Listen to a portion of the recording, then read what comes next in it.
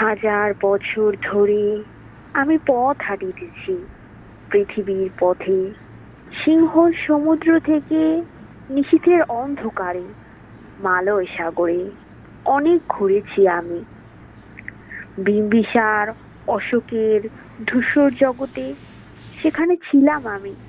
আরো দূর অন্ধকারে বিদর্ভ নগরে আমি ক্লান্ত প্রাণ এক, চারিদিকে জীবনের সমুদ্র সফেন আমারে দুদণ্ড শান্তি দিয়েছিল নাটোরের বনলতা সেন।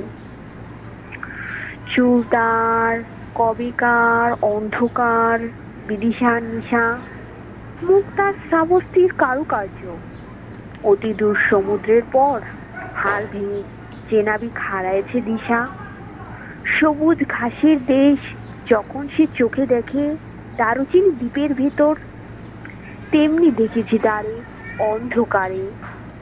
বলেছে সে, এতদিন কোথায় ছিলেন?